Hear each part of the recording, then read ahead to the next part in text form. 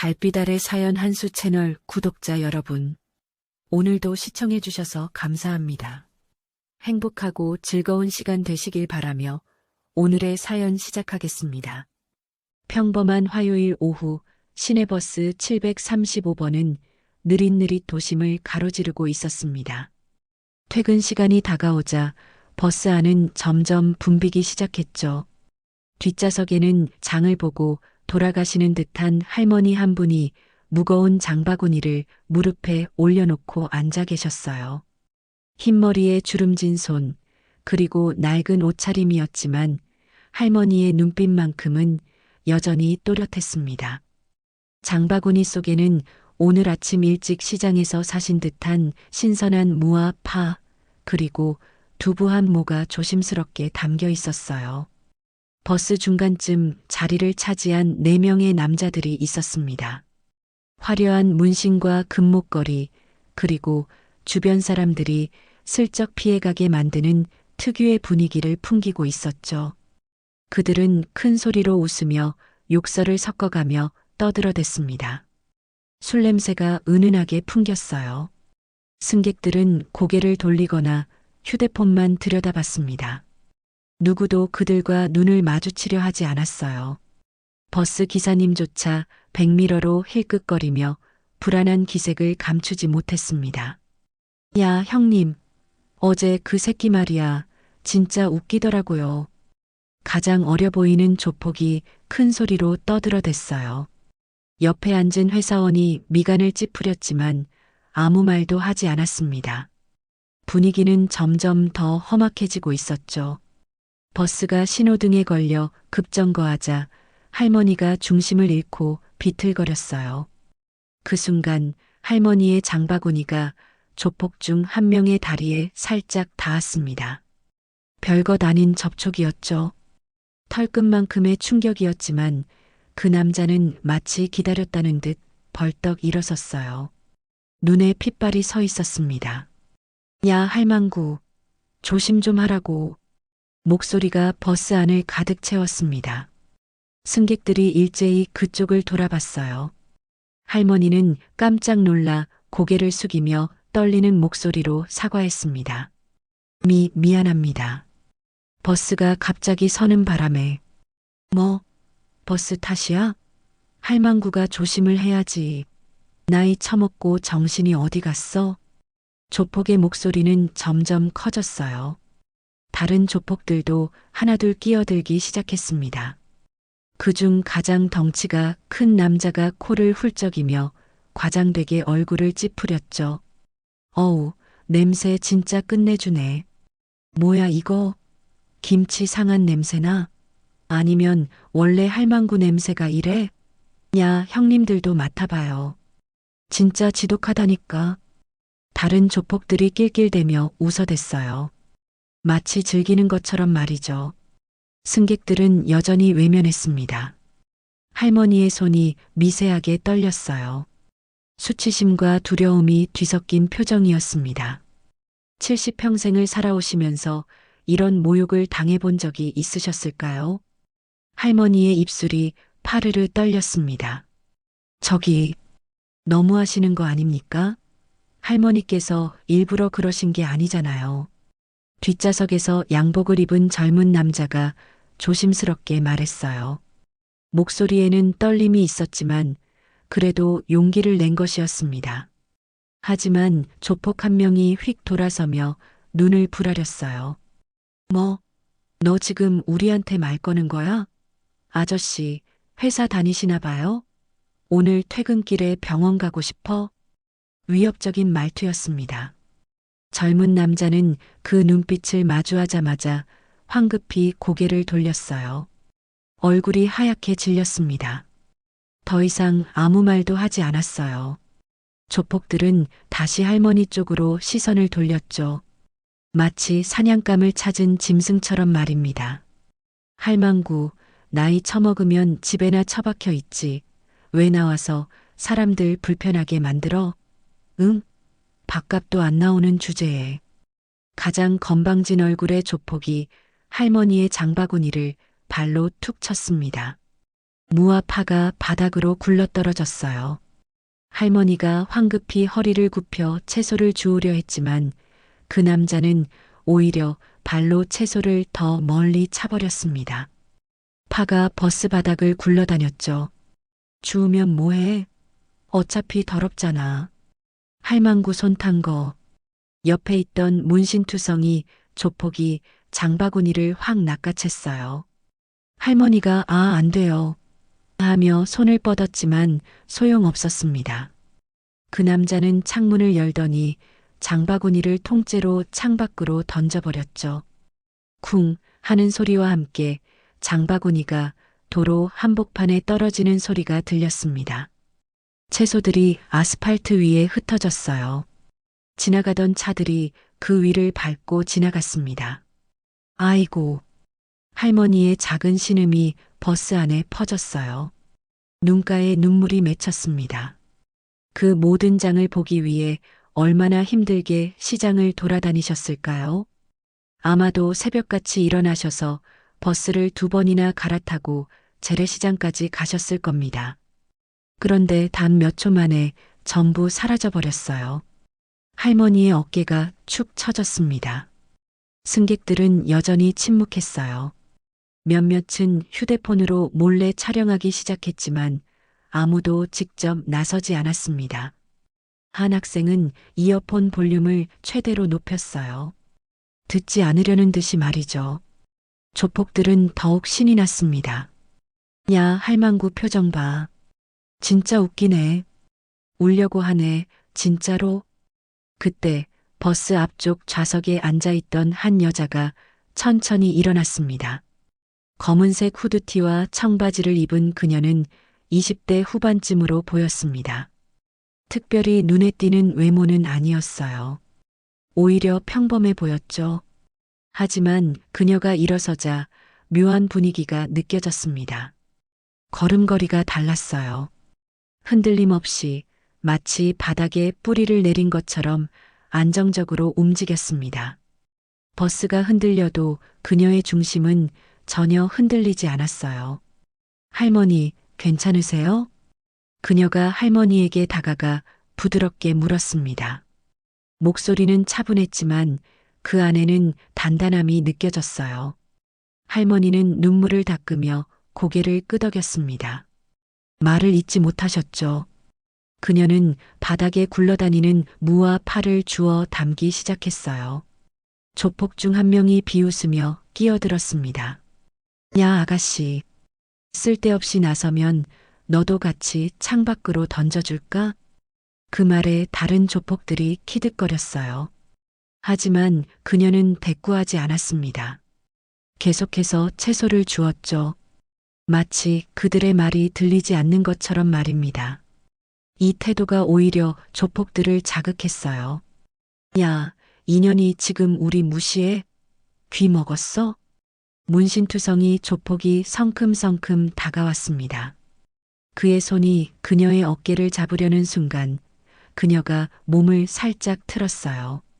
자연스러운 움직임이었지만 조폭의 손은 허공을 휘저었습니다. 균형을 잃은 조폭이 비틀거렸죠. 뭐야 인연이? 조폭의 목소리에 당황스러움이 섞였어요. 그녀는 여전히 아무 말 없이 할머니를 부축해 자리에 앉혔습니다. 그리고 나서야 천천히 조폭들을 돌아봤어요. 눈빛이 달랐습니다. 전혀 겁먹지 않은 오히려 차갑게 가라앉은 눈빛이었죠. 할머니한테 사과하세요. 그녀의 목소리는 여전히 차분했습니다. 하지만 그 말에는 협상의 여지가 없었어요. 명령이었습니다. 조폭들은 잠시 멍해졌다가 이내 폭소를 터뜨렸어요. 사과? 야, 형님들, 이거 진짜 웃기는데요? 인연이 지금 우리 보고 사과하래요. 가장 덩치가 큰 조폭이 앞으로 나섰습니다. 키가 180cm는 좋게 넘어 보였어요. 그는 그녀 앞에 서서 위협적으로 내려다봤죠. 야, 아가씨. 여기 아저씨들이 얼마나 무섭게 생겼는지 몰라서 그래. 착하게 앉아 있어. 안 그러면 진짜로. 그의 말이 끝나기도 전에 그녀가 조용히 휴대폰을 꺼냈습니다. 승객들은 신고하려나 보다 생각했어요. 경찰에 전화를 걸 거라고 예상했죠. 하지만 그녀는 신고 버튼을 누르지 않았습니다. 대신 녹음 버튼을 눌렀어요. 화면에 빨간 녹음 표시가 떴습니다. 계속하세요. 다 기록되고 있으니까. 그녀의 말에 조폭들이 잠시 당황했습니다. 하지만 곧 비웃음을 터뜨렸어요. 야, 인연이 진짜 웃기네. 녹음? 그거 증거된다고 생각해? 야, 핸드폰 내놔. 건방진 얼굴의 조폭이 그녀의 휴대폰을 빼앗으려 손을 뻗었습니다. 하지만 그녀는 침착하게 한 발짝 뒤로 물러섰어요. 동시에 휴대폰을 주머니 깊숙이 집어넣었습니다. 조폭의 손은 또다시 허공을 휘저었죠. 인연이 진짜 죽고 싶나 봐. 조폭들의 분위기가 급격히 험악해졌습니다. 4명 모두 그녀를 에워쌌어요. 승객들은 숨을 죽였습니다. 누군가는 이제 정말 경찰에 신고해야 하는 거 아니냐고 속삭였지만 여전히 아무도 나서지 않았어요. 두려움이 버스 안을 가득 채웠습니다. 버스 기사님이 백미러로 상황을 보며 급히 말했어요. 저기 손님들 싸우지 마시고요. 제가 지금 정차해서 야 아저씨 운전이나 해. 괜히 끼어들었다간 아저씨도 다쳐요. 조폭 중 한 명이 버스 기사님을 향해 고함을 질렀습니다. 버스 기사님은 입을 다물었어요. 핸들을 쥔 손이 떨리고 있었습니다. 그는 어쩔 수 없이 계속 운전을 했죠. 신호등이 바뀌고 버스는 다시 움직이기 시작했어요. 그녀는 여전히 침착했습니다. 오히려 조폭들의 반응을 관찰하는 듯 보였어요. 누가 주도권을 쥐고 있는지, 누가 가장 충동적인지, 누가 겁이 많은지를 파악하고 있었습니다. 그녀의 눈은 끊임없이 움직였죠. 버스 안의 구조도 살펴봤어요. 손잡이의 위치, 좌석 사이의 간격, 비상문까지의 거리까지 모두 계산하는 듯 했습니다. 마지막으로 한 번 더 말할게요. 할머니한테 사과하세요. 그리고 조용히 내리세요. 그럼 이 녹음 파일은 삭제하겠습니다. 그녀의 제안은 합리적이었어요. 하지만 조폭들에게는 그것이 오히려 도발로 들렸습니다. 자존심이 상한 거죠. 특히 두목으로 보이는 남자의 얼굴이 일그러졌어요. 인연이 끝까지 나대네? 좋아. 너 오늘 제대로 혼나봐야겠다. 그가 주먹을 불끈 쥐었습니다. 분위기가 최악으로 치달았어요. 할머니가 겁에 질려 그녀의 옷자락을 잡았습니다. 아가씨, 그만해요. 괜히 다칠라. 하지만 그녀는 할머니를 안심시키듯 손을 포겠어요. 그리고 조폭들을 똑바로 쳐다봤습니다. 그 눈빛에는 전혀 흔들림이 없었어요. 오히려 조폭들이 먼저 시선을 피했습니다. 이상했죠. 분명 숫자로는 그들이 우세한데 왜인지 이 여자 앞에서는 기가 죽는 느낌이었어요. 기회는 줬어요. 선택은 여러분 몫입니다. 그녀의 마지막 경고였습니다. 두목으로 보이는 남자의 얼굴이 붉게 달아올랐습니다. 자존심이 완전히 구겨진 표정이었어요. 그는 주변을 둘러봤죠. 승객들은 여전히 고개를 숙이고 있었습니다.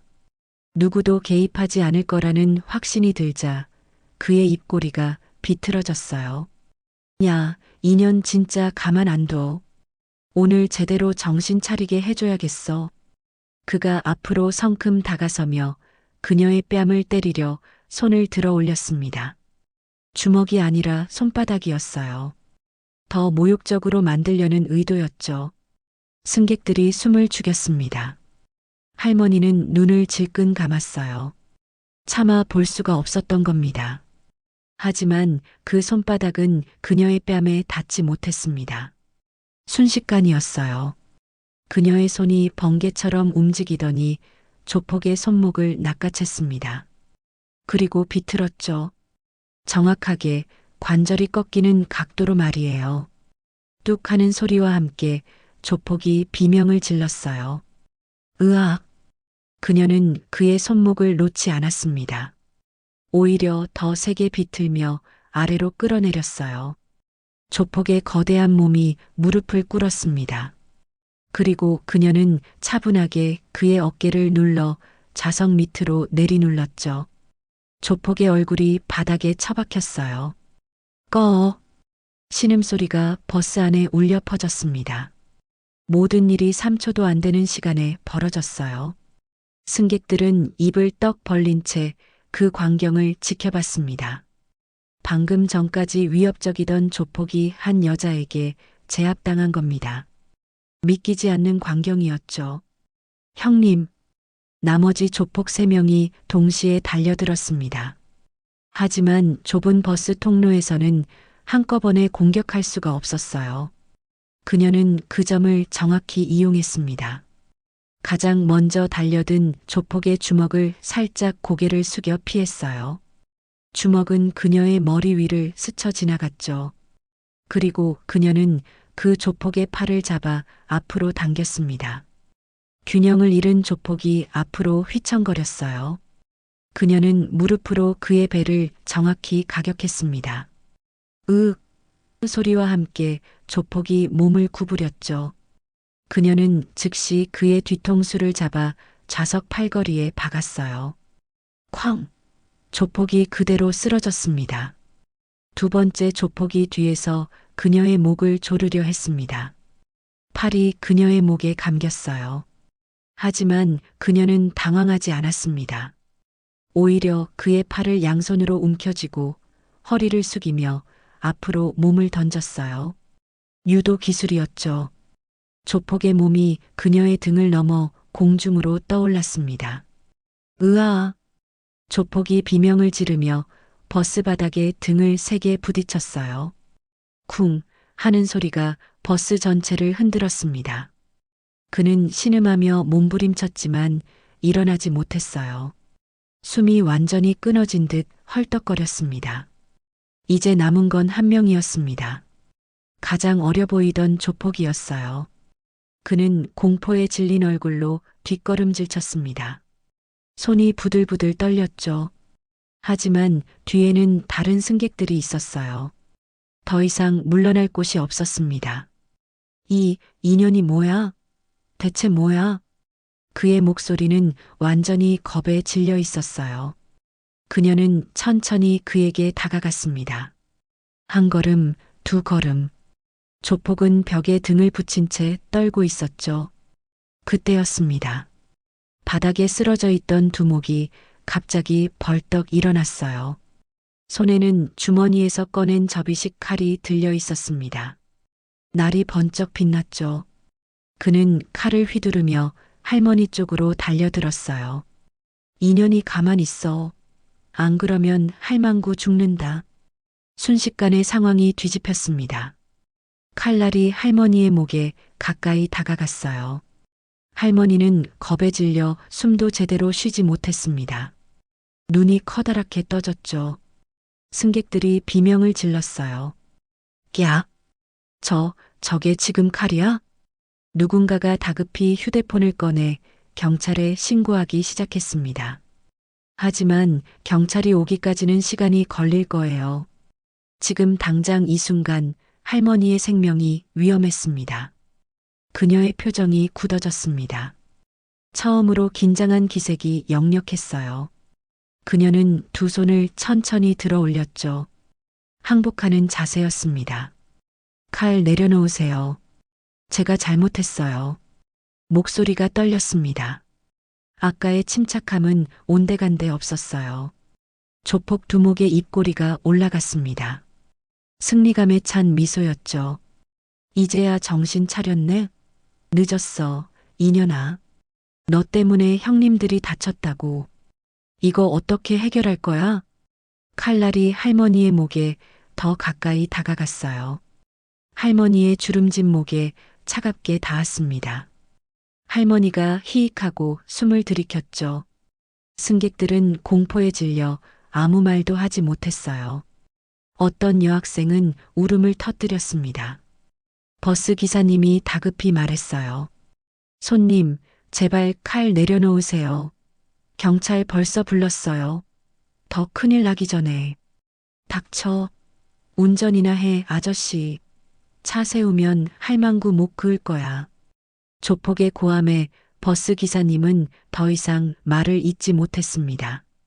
그는 떨리는 손으로 핸들을 잡고 계속 운전했어요. 신호등이 바뀌었지만 그는 그냥 지나쳤습니다. 멈출 수가 없었던 거예요. 그녀는 천천히 무릎을 꿇었습니다. 완전히 항복하는 자세였어요. 고개를 숙이고 두 손을 바닥에 짚었죠.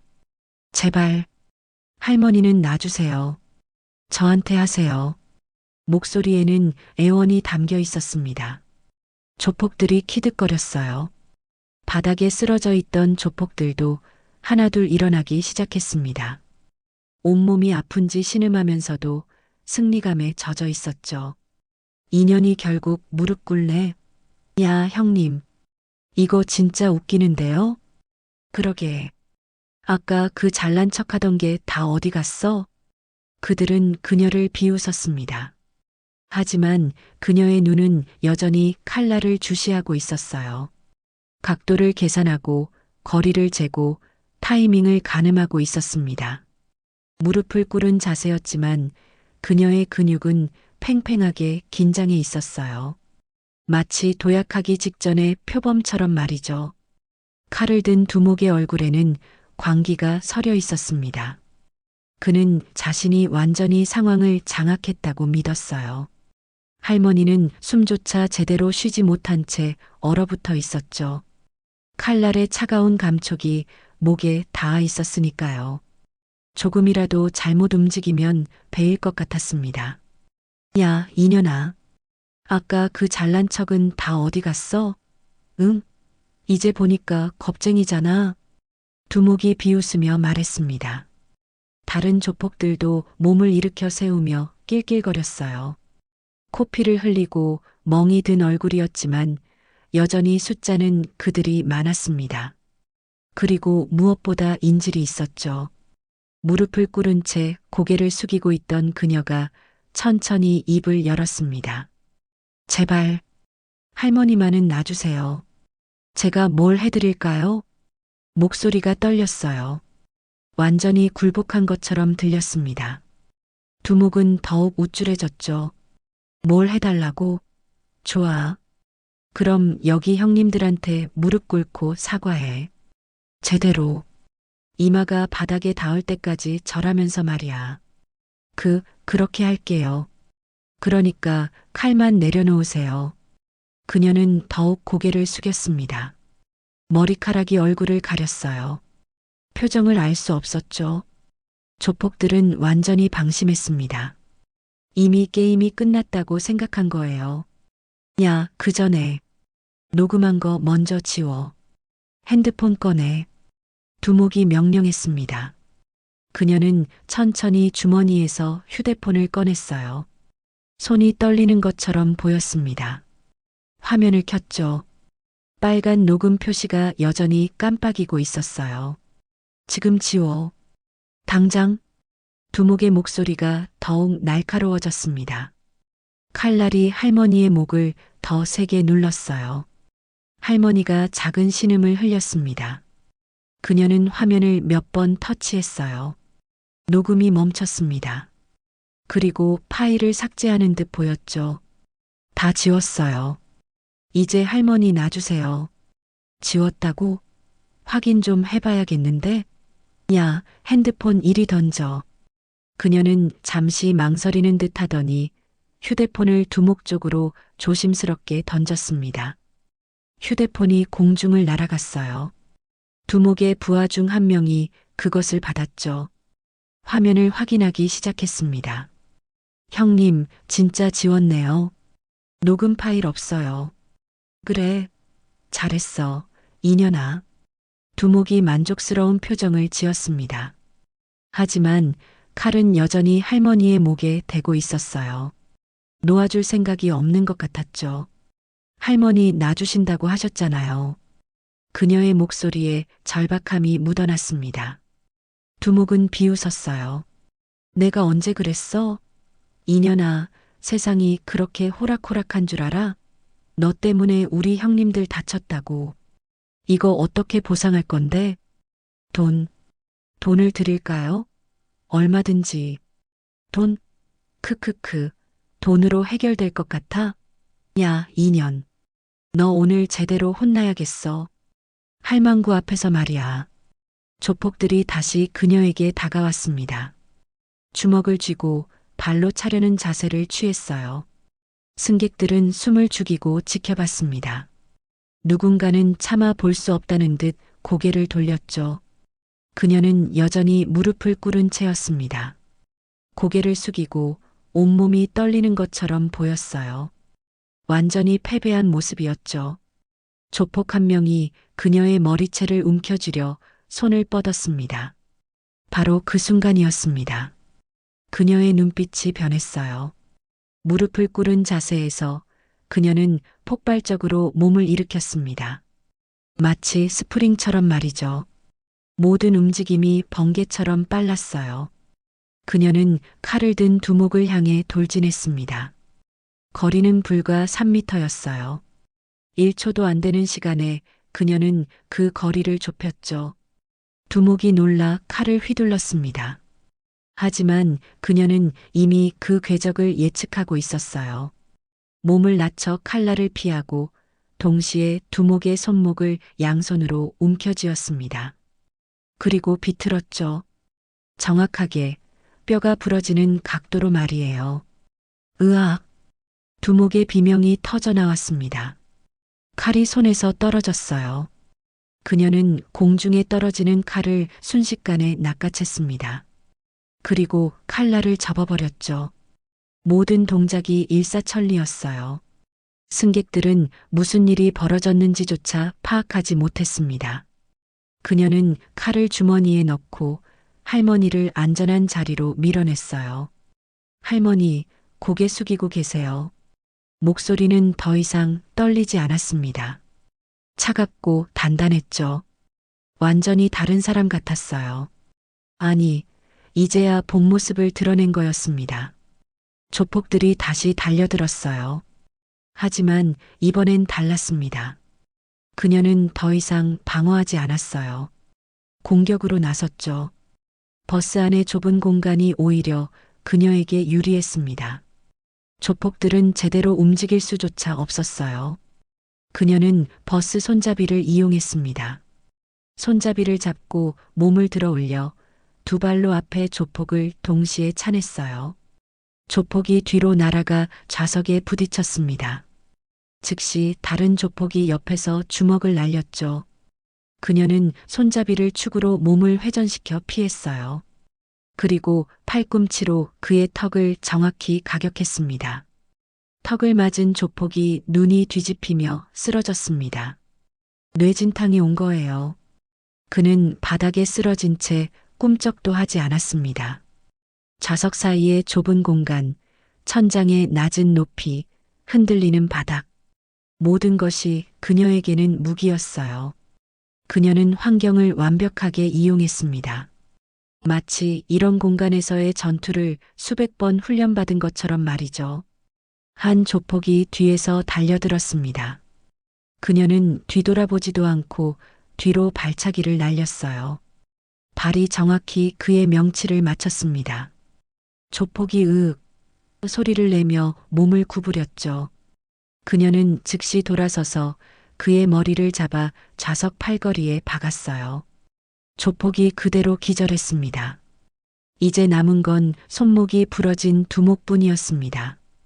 그는 부러진 손목을 붙잡고 신음하며 바닥에 주저앉아 있었어요. 그녀가 천천히 그에게 다가갔습니다. 두목은 공포에 질린 얼굴로 뒷걸음질 쳤죠. 제발, 살려줘. 그의 목소리는 떨렸습니다. 아까 할머니를 협박하던 그 목소리가 맞나 싶을 정도로 초라했어요. 그녀는 그 앞에 쪼그려 앉았습니다. 눈을 똑바로 마주보며 조용히 말했죠. 할머니한테 사과하세요. 목소리는 차분했지만 거부할 수 없는 무게가 실려 있었습니다. 두목은 떨리는 손으로 부러진 손목을 감싸쥐고 있었습니다. 얼굴은 창백했고 식은 땀이 이마를 타고 흘러내렸어요. 그는 그녀의 눈을 똑바로 볼 수가 없었습니다. 그 눈빛에는 일말의 동정심도 없었거든요. 차갑고 단호했죠. 죄송합니다. 그가 떨리는 목소리로 중얼거렸습니다. 하지만 그녀는 고개를 저었어요. 저한테 하는 말이 아니에요. 할머니한테 사과하라고 했습니다. 그녀는 할머니가 앉아 계신 쪽을 가리켰어요. 두목은 힘겹게 몸을 돌렸습니다. 할머니는 여전히 겁에 질린 표정이었지만 이제는 안전한 자리에 앉아 계셨죠. 그녀가 보호하고 있었으니까요. 할머니, 정말 죄송합니다. 제가 잘못했습니다. 두목의 목소리는 완전히 기가 죽어 있었어요. 아까의 위압적인 모습은 온데간데 없었습니다. 다른 조폭들도 하나둘 정신을 차리며 바닥에 주저앉았죠. 모두 신음하고 있었어요. 코피를 흘리거나 멍이 들거나 손목을 붙잡고 있었습니다. 승객들은 숨죽인 채 그 광경을 지켜봤습니다. 방금 전까지 버스를 장악했던 조폭 4명이 단 한 명의 여자에게 완전히 제압당한 겁니다. 믿기지 않는 광경이었죠. 누군가가 조심스럽게 박수를 쳤어요. 그러자 다른 승객들도 하나둘 박수를 치기 시작했습니다. 짝짝짝 박수 소리가 버스 안을 가득 채웠습니다. 하지만 그녀는 박수를 받는 것이 불편한 듯 손을 저었어요. 괜찮습니다. 당연한 일을 했을 뿐이에요. 그녀는 할머니에게 다가가 조심스럽게 물었습니다. 할머니, 다치신 데는 없으세요? 할머니는 눈물을 닦으며 고개를 저었어요. 아이고, 괜찮다. 아가씨 덕분에 살았네. 근데 아가씨, 대체 어떻게 그렇게... 할머니의 말이 끝나기도 전에 버스 앞쪽에 앉아 있던 한 승객이 조심스럽게 물었습니다. 저기, 혹시 경찰이세요? 아니면 격투기 선수? 다른 승객들도 궁금한 듯 그녀를 쳐다봤어요. 그녀는 잠시 망설이다가 작은 한숨을 내쉬었습니다. 그리고 담담하게 대답했죠. 경찰 아닙니다. 전역한 군인이에요. 707 특수부대에 있었습니다. 707이요? 젊은 남자가 눈을 크게 뜨며 되물었어요. 707 특수부대. 대한민국 최정예 대테러 부대였습니다. 대통령 경호, 중요시설 방어, 인질 구출 작전을 담당하는 곳이죠. 그곳에 여군이 있다는 것도 놀라운 일이었지만 그녀의 실력을 보니 충분히 납득이 갔어요. 버스 안이 술렁거렸습니다. 사람들은 새삼스럽게 그녀를 다시 봤어요. 평범해 보이던 그 여자가 사실은 대한민국 최고의 전투 요원이었던 겁니다. 방금까지 겁쟁이 여자라고 생각했던 게 완전히 뒤집혔죠. 그럼 아까 무릎 꿇으신 건 시간을 벌려고 했어요. 상황을 파악하고 인지를 구출할 타이밍을 잡기 위해서였죠. 그녀의 설명에 승객들은 감탄했습니다. 그녀는 단 한순간도 당황하지 않았던 거예요. 모든 것이 계산된 행동이었습니다. 무릎을 꿇은 척하면서 적의 방심을 유도하고 칼의 각도와 거리를 정확히 계산했던 거죠. 그리고 가장 완벽한 순간에 반격에 나섰던 겁니다. 버스 기사님이 백미러로 그녀를 보며 말했어요. 아가씨, 정말 대단하십니다. 저도 신고는 했는데 경찰이 곧 올 겁니다. 감사합니다, 기사님. 그녀는 바닥에 주저앉아 있는 조폭들을 보며 말했습니다. 여러분, 가만히 앉아 계세요. 경찰이 올 때까지 움직이지 마세요. 만약 도망치려 하면. 그녀는 말을 끝내지 않았지만 조폭들은 고개를 끄덕였어요. 도망칠 생각조차 할 수 없었습니다. 온몸이 아팠고 무엇보다 그녀가 두려웠으니까요. 잠시 후 사이렌 소리가 들려왔습니다. 버스가 길가에 정차했고 경찰차 2대가 도착했어요. 경찰관들이 버스에 올라왔습니다. 상황을 보더니 놀란 표정을 지었죠. 신고받고 왔습니다. 여기서 무슨 일이? 경찰관이 바닥에 쓰러진 조폭들을 보며 멈칫했어요. 그녀가 침착하게 설명했습니다. 이 사람들이 버스 안에서 할머니를 폭행하고 협박했습니다. 칼로 인질극까지 벌였고요. 제가 정당방위로 제압했어요. 칼이요? 여기 있습니다. 그녀는 주머니에서 접이식 칼을 꺼내 경찰관에게 건넸어요. 경찰관이 증거 봉투에 칼을 넣으며 물었습니다. 신원 확인 좀 하겠습니다. 주민등록증 있으세요? 네, 여기요. 그녀가 지갑에서 신분증을 꺼냈습니다. 경찰관이 신분증을 보더니 눈을 크게 떴어요. 이세라. 전역 군번이. 혹시 707 특수부대? 예, 맞습니다.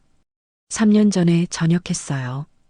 경찰관은 고개를 끄덕이며 이해했다는 표정을 지었습니다. 그는 무전기를 들고 상황을 본부에 보고했죠. 곧 구급차도 도착했어요. 부상당한 조폭들이 하나씩 들것에 실려나갔습니다. 물론 경찰의 호송 아래였죠. 승객들이 앞다투어 증언을 시작했습니다. 저 사람들이 먼저 할머니한테 시비를 걸었어요. 장바구니를 창밖으로 던졌다고요. 칼로 협박했어요. 우리 다 봤어요. 그 아가씨는 할머니를 구하려고 한 거예요. 수많은 증언이 쏟아졌습니다. 그리고 여러 명이 휴대폰으로 촬영한 영상도 있었어요. 증거는 충분했습니다. 경찰관은 그녀에게 말했죠.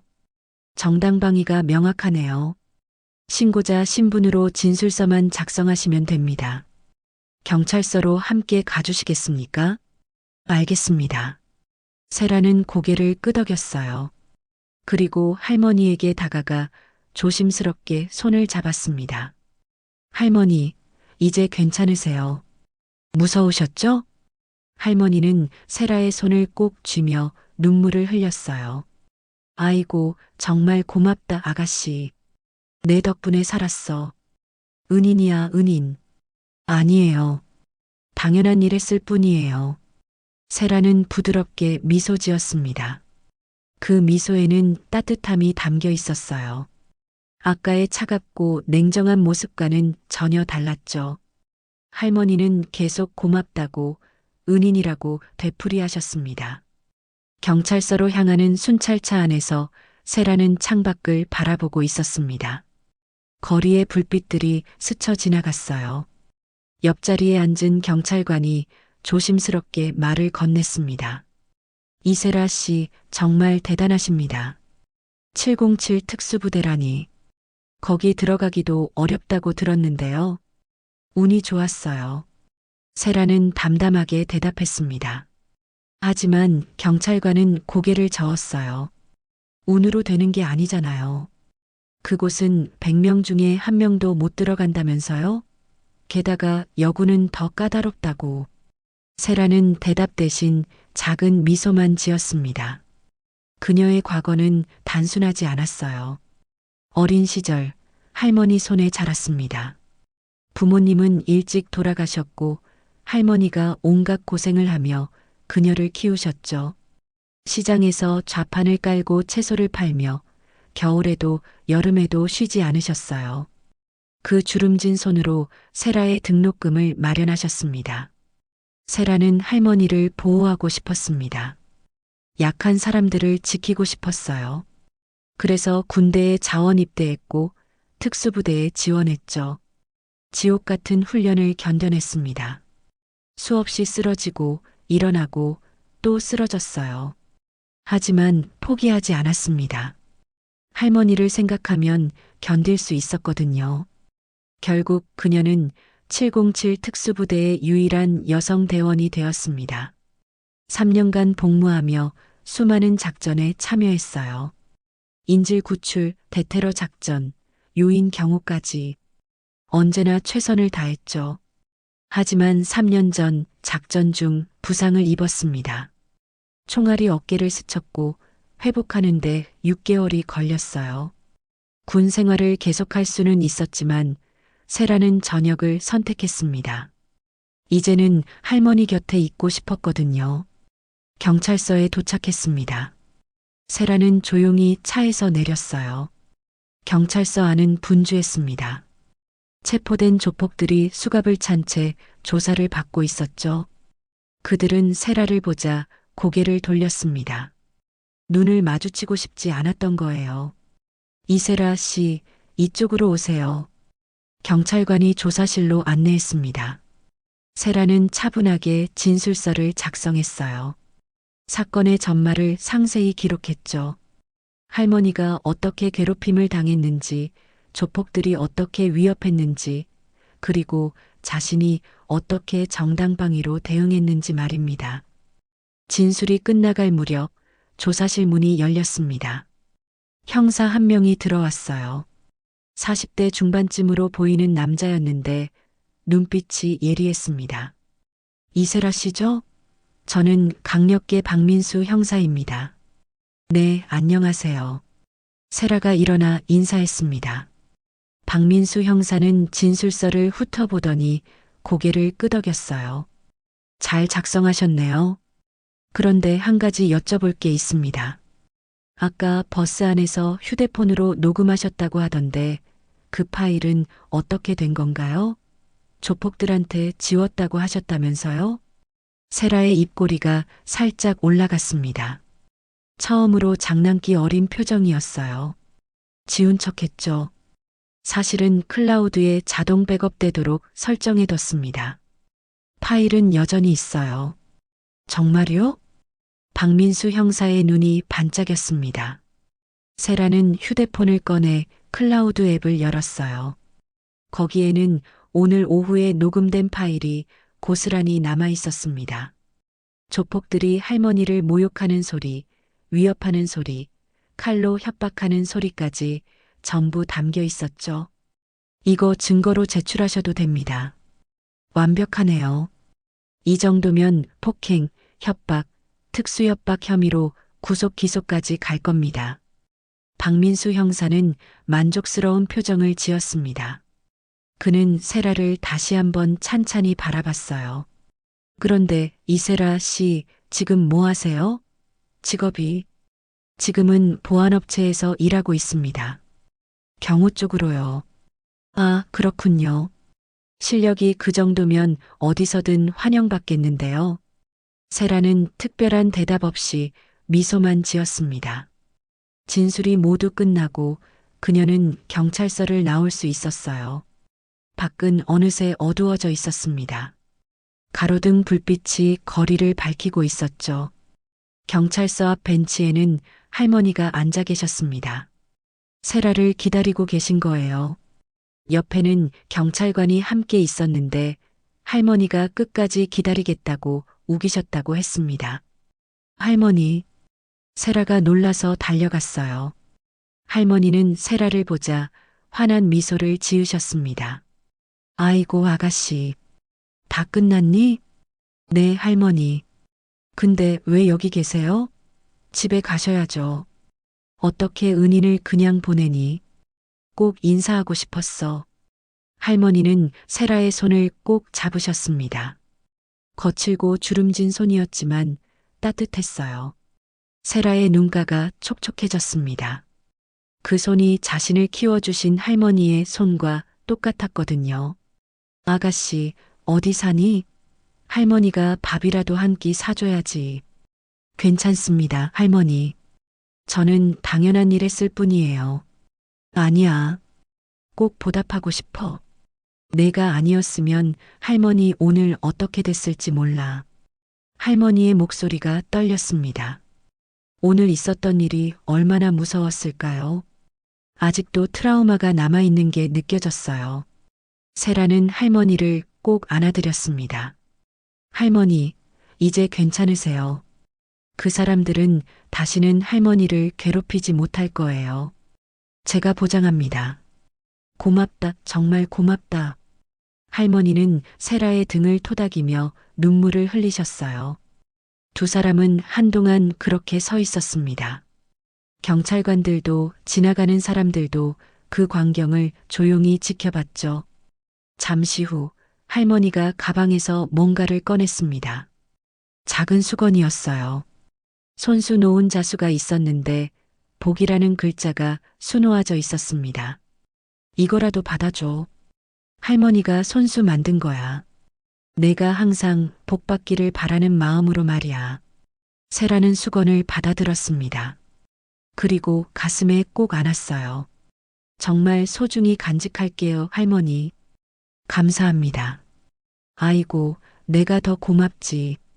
할머니는 세라의 볼을 쓰다듬으셨습니다. 마치 손녀를 대하듯이 말이에요. 세라도 할머니를 보며 미소 지었습니다. 돌아가신 자신의 할머니가 생각났거든요. 다음 날 아침 세라는 평소처럼 조용히 하루를 시작했습니다. 커피를 내리고 창문을 열어 신선한 공기를 들이마셨어요. 어제 있었던 일이 꿈만 같았습니다. 하지만 테이블 위에 놓인 할머니의 수건이 그것이 현실이었음을 증명했죠. 휴대폰이 울렸습니다. 모르는 번호였어요. 세라는 전화를 받았습니다. 여보세요?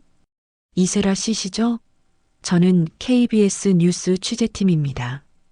어제 버스에서 있었던 일에 대해 인터뷰 요청 드리고 싶은데요. 세라는 잠시 당황했습니다. 뉴스라니요? 어제 승객들 중 누군가가 언론에 제보한 모양이었어요. 그녀는 정중하게 거절했습니다.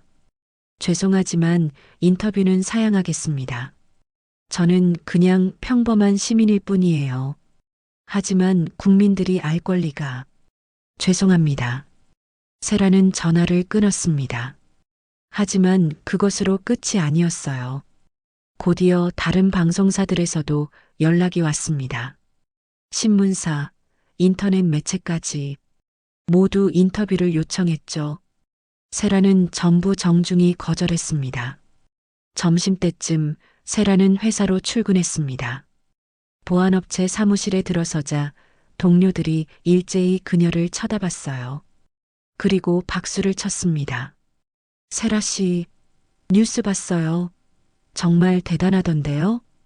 인터넷에 영상 떴던데 완전 영화 같더라고요. 세라는 어리둥절했습니다. 영상이요? 그녀는 급히 컴퓨터를 켰어요. 포털 사이트 실시간 검색어 1위에 버스 조폭 제압 여군이라는 단어가 올라와 있었습니다. 클릭해보니 어제 버스에서 찍힌 영상이 수십 개 올라와 있었어요. 조폭들이 할머니를 괴롭히는 장면, 세라가 나서는 장면, 그리고 조폭들을 순식간에 제압하는 장면까지. 누군가가 편집해서 올린 영상은 조회수가 200만을 넘어가고 있었습니다. 댓글은 수천 개였죠. 완전 영화네요. 진짜 멋있다. 저런 사람이 진짜 영웅이지. 박수 보냅니다. 707 출신이라니. 대한민국 최고의 전사네요. 할머니 지키는 모습 보고 울었어요. 정말 감동적입니다. 하지만 일부 악플도 있었습니다. 과잉방어 아님? 저렇게까지 해야 했나? 쉬하는 것 같은데. 영웅 놀이하고 싶었나 봄. 세라는 화면을 끄고 한숨을 쉬었습니다. 이렇게 유명해지고 싶지 않았어요. 그냥 조용히 살고 싶었을 뿐인데 말이죠. 상사가 다가와 어깨를 두드렸습니다. 세라 씨 힘들겠지만 이것도 지나갈 거예요. 좋은 일 했으니까 당당하세요. 감사합니다, 팀장님. 하지만 상황은 점점 더 커져만 갔습니다. 오후가 되자 경찰청에서 연락이 왔어요. 세라가 제출한 녹음 파일이 언론에 공개되었다는 겁니다. 조폭들의 범죄 행위를 입증하는 결정적 증거였기에 공익 차원에서 공개한 거라고 했죠. 녹음 파일이 공개되자 여론은 완전히 뒤집혔습니다. 악플을 달았던 사람들조차 입을 다물었어요. 녹음에는 조폭들이 할머니를 얼마나 잔인하게 모욕했는지, 얼마나 위협적이었는지가 생생하게 담겨 있었거든요. 칼로 협박하는 소리, 할머니의 떨리는 목소리까지 모두 들렸습니다. 이건 정당방위 수준이 아니라 영웅적 행동이네요. 저 상황에서 누가 나설 수 있겠어요? 진짜 대단한 분입니다. 조폭들 처벌 제대로 해야 합니다. 저런 쓰레기들. 여론이 들끓었습니다.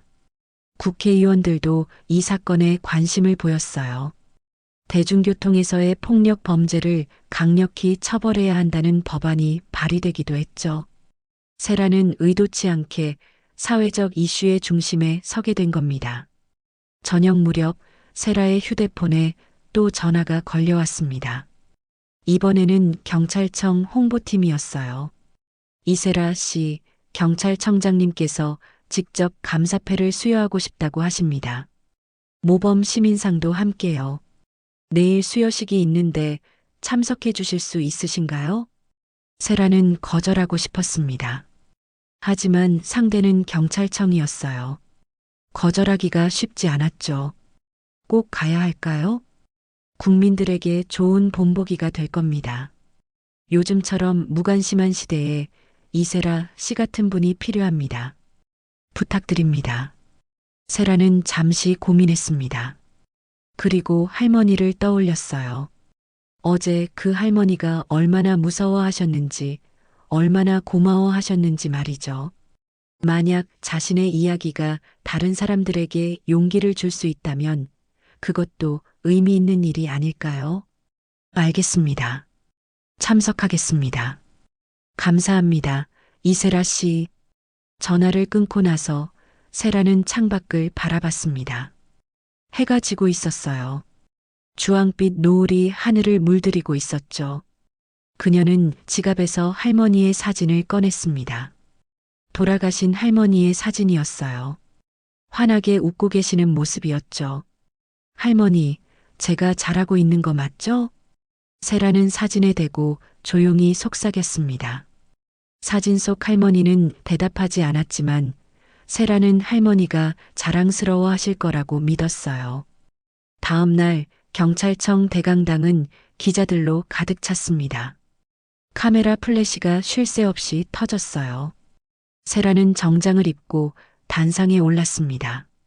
경찰청장이 직접 감사패와 상패를 수여했죠. 이세라 씨의 용기와 헌신에 감사드립니다.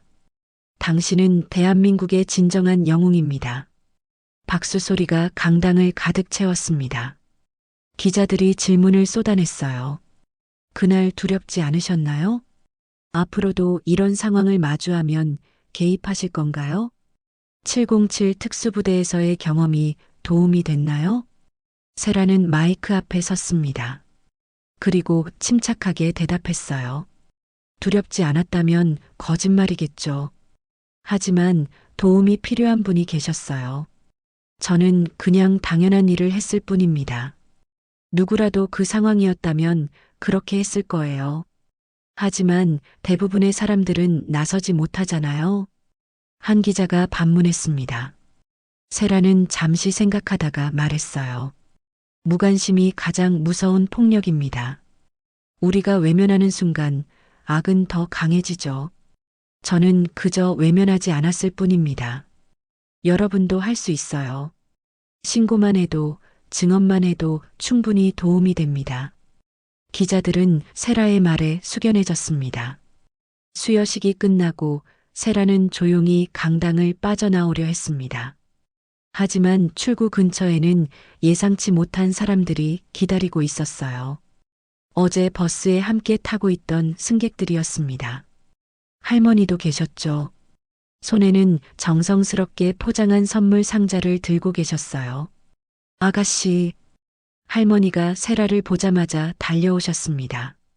다른 승객들도 박수를 치며 다가왔어요. 젊은 회사원, 학생, 주부까지 모두 감사의 마음을 전하고 싶어 이 자리에 온 거였습니다. 할머니, 어떻게 여기까지? 텔레비전에서 오늘 행사한다길래 꼭 와야겠다 싶었지. 다들 그렇대. 할머니 옆에 서 있던 회사원이 고개를 숙이며 말했습니다. 이세라 씨, 저 어제 제대로 말리지 못해서 죄송했어요. 겁이 나서 정말 부끄러웠습니다. 그는 목소리가 떨렸어요. 자책하는 마음이 역력했죠.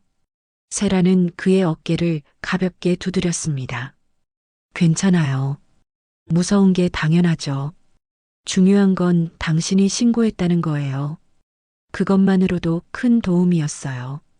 정말, 정말요? 네, 정말입니다. 세라의 말에 회사원의 눈가가 붉어졌습니다. 옆에 있던 학생도 입을 열었어요. 저도 그냥 촬영만 하고 있었어요. 진짜 비겁했죠. 근데 언니 보면서 많이 배웠어요. 앞으로는 제가 할 수 있는 일을 하겠습니다. 꼭요. 학생의 눈빛에는 결연함이 담겨 있었습니다. 세라는 미소 지으며 고개를 끄덕였어요. 그녀의 행동이 이렇게 다른 사람들에게 영향을 주고 있었던 겁니다. 할머니가 세라의 손에 선물 상자를 쥐어주셨습니다. 이거 우리가 모아서 준비했어. 별거 아니지만 마음만 받아줘. 상자를 열어보니 손편지들이 가득 들어 있었어요. 승객들이 한 통씩 쓴 감사의 편지였습니다. 각자의 필체로 각자의 마음을 담아 적은 글들이었죠. 세라는 그 편지들을 하나하나 들여다봤습니다. 당신 덕분에 무관심했던 제 자신을 돌아봤습니다. 딸에게 당신처럼 용기 있는 사람이 되라고 가르치겠습니다. 세상에는 여전히 영웅이 있다는 걸 알게 해주셔서 감사합니다. 편지를 읽던 세라의 눈가에 눈물이 맺혔습니다. 그녀는 감정이 북받쳐 올라 잠시 말을 잇지 못했어요. 할머니가 세라의 등을 토닥여 주셨습니다. 아가씨, 울지 마. 좋은 일 했는데 왜 울어? 감사해서, 너무 감사해서 그래요. 세라는 눈물을 닦으며 웃었습니다. 그녀가 지키고자 했던 것은 단순히 한 분의 할머니가 아니었어요. 우리 사회의 약자들, 그리고 서로를 지켜주는 연대감이었습니다. 그것이 지금 이 순간 현실이 되고 있었죠. 잠시 후 한 무리의 사람들이 더 다가왔습니다. 동네 주민들이었어요. 세라가 일상적으로 마주치던 슈퍼 아주머니, 세탁소 사장님, 동네 카페 사장님까지 모두 뉴스를 보고 찾아온 거였습니다. 세라 씨 맨날 조용히 지나다니길래 얌전한 줄만 알았는데 이런 분이셨어요? 슈퍼 아주머니가 감탄하며 말했습니다. 세라는 쑥스러운 듯 웃었어요. 그냥 평범하게 살고 싶었는데 이렇게 됐네요. 평범하긴요. 우리 동네 영웅이죠. 사람들의 웃음소리가 따뜻하게 퍼졌습니다. 그때 경찰청 관계자가 다가와 세라에게 말했어요. 이세라 씨, 청와대에서 연락이 왔습니다. 대통령께서 직접 만나고 싶다고 하시네요. 순간 주변이 조용해졌습니다. 모두가 놀란 표정으로 세라를 쳐다봤죠. 대통령이 직접 만나고 싶다니요. 하지만 세라의 표정은 담담했습니다. 영광이지만 저는 그냥 제 일상으로 돌아가고 싶어요. 이미 충분히 많은 걸 받았습니다. 하지만 이건 국가적 차원의 죄송합니다. 저는 영웅이 되고 싶었던 게 아니에요. 그냥 누군가를 도왔을 뿐입니다. 이제는 조용히 살고 싶어요. 세라의 목소리는 단호했습니다. 관계자는 난처한 표정을 지었지만 더 이상 강요하지 않았어요. 그녀의 의지가 확고하다는 걸 알았으니까요. 세라는 할머니와 승객들에게 마지막 인사를 했습니다. 오늘 이렇게 와주셔서 정말 감사합니다. 저는 여러분이 변화하는 모습이 가장 큰 보상이에요. 앞으로도 서로를 지켜주는 사회가 되길 바랍니다. 고맙다, 아가씨. 정말 고마워. 할머니는 세라를 꼭 안아주셨습니다. 다른 사람들도 하나둘 세라에게 다가와 악수를 청했어요. 세라는 한 사람 한 사람 정성껏 악수하며 고개를 숙였습니다. 경찰청 건물을 나서는 세라의 뒷모습을 카메라가 담았습니다. 그 영상은 그날 저녁 모든 뉴스에 나왔어요. 화려한 조명도 거창한 연설도 없었습니다. 그저 조용히 사라지는 한 여성의 뒷모습이었죠. 하지만 그 뒷모습은 많은 사람들의 가슴에 깊이 새겨졌습니다. 며칠 후 조폭들에 대한 재판이 열렸습니다. 녹음 파일과 수많은 증언, 그리고 영상 증거들이 제출됐어요. 재판부는 엄정하게 판결했습니다. 주동자인 두목은 징역 3년, 다른 조폭들도 각각 징역 1년에서 2년을 선고받았죠. 특수협박, 폭행, 재물손괴 등 여러 죄목이 인정됐습니다. 판결문을 읽는 판사의 목소리는 단호했어요.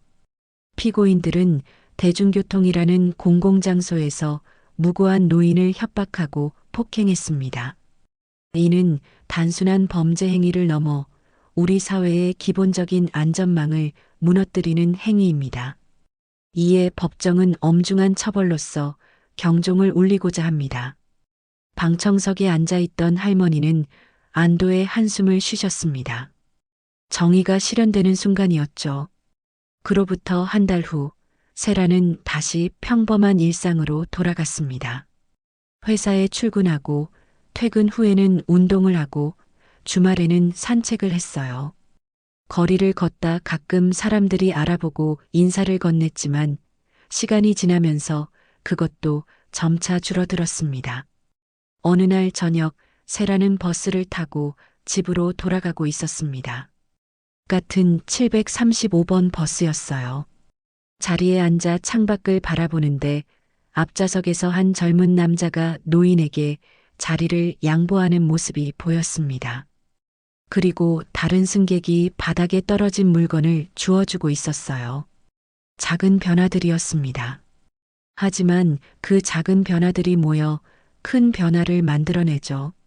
세라는 미소를 지으며 할머니가 주신 수건을 만졌습니다. 복이라는 글자가 여전히 선명했어요. 버스가 정류장에 섰습니다. 세라는 자리에서 일어나 내리려는데 뒤에서 누군가 말을 걸었어요. 저기, 혹시 이세라 씨 맞으시죠? 돌아보니 20대 초반쯤 되어 보이는 여학생이었습니다. 그녀는 수줍은 표정으로 말을 이었어요. 저 뉴스 봤어요. 정말 멋있으셨어요. 저도 언니처럼 용기 있는 사람이 되고 싶어요. 그래서 경찰대학 준비하고 있어요. 세라는 놀라서 여학생을 바라봤습니다. 자신의 행동이 누군가의 꿈이 되었다니요. 가슴이 벅차올랐어요. 정말요? 대단하네요. 꼭 합격하세요. 응원할게요. 감사합니다. 정말 힘이 돼요.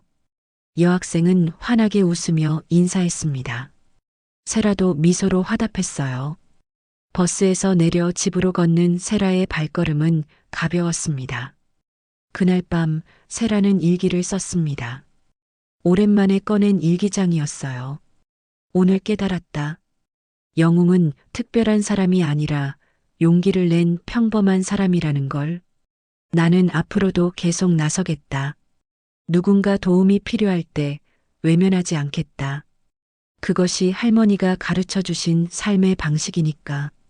일기를 덮은 세라는 창밖을 바라봤습니다. 밤하늘에는 별들이 반짝이고 있었어요. 어딘가에서 누군가는 여전히 도움이 필요할 겁니다. 그리고 언젠가 또 그런 순간이 온다면 세라는 주저없이 나설 거예요. 그것이 바로 진짜 영웅의 모습이니까요.